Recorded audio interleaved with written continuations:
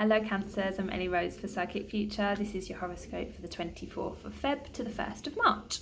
So this week we are starting off the week with a new moon. This is a really nice new moon because it is in Pisces. This is a really dreamy kind of vibe. You're going to have lots of intuitive feelings, lots of gut instincts. You might be kind of walking to work one morning and you think, oh, I should do this, or I should call this person, and then it seems to follow through, like all these kind of like synchronicities that we get in the world when we're thinking from our intuition rather than thinking from our brain. So try to go with that kind of energy this week. Don't try to overanalyze anything. Don't be like trying to think, oh well, I had this feeling, but maybe it's not right. That's just your head trying to battle with your heart. So you're going to have quite a lot of this week. You might find that you have very strong, vivid dreams. You might find that you suddenly think of a person and then they're in front of you.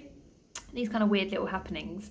So yeah, this particular new moon is going to be conjunct Mercury, which is still retrograde. Now Mercury retrograde tends to make everybody a little bit busy because we are not contacting our thoughts quite as much as we usually are. It happens 3 times a year for 3 weeks, and during this 3-week period what we're meant to be doing is slowing down, looking at what we need to do, looking at how to organise our lives, looking at how to make things easier for ourselves. Mercury retrograde is not the biggest problem. It's not come to like hurt us or to bring us trouble, even though it can do things like have technological crashes, like your computer suddenly stops working, or maybe your travel plans get cancelled, or maybe the person that you've been talking to recently is like all of a sudden having a misunderstanding with you.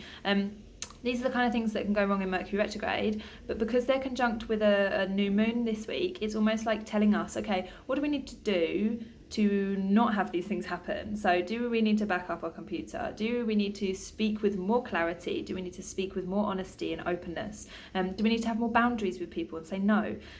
Do we need to take a little bit of time, quiet time, so that we're not constantly overanalyzing things in our lives? So I will pick you a tarot card for some weekly guidance.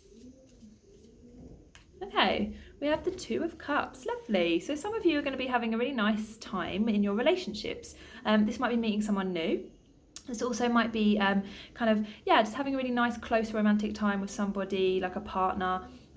Or it can also be like a friendship thing as well. Like you might find that you have a really awesome friend date, and that you leave feeling really like filled up with love and joy. This is a card of relating, so just be really careful to be sensitive to other people this week, because this is all about thinking about the other. It's all about being compassionate and just kind of suspending your own ego and suspending your own desires and needs, not too much but enough so that you can connect with someone and feel really good with them.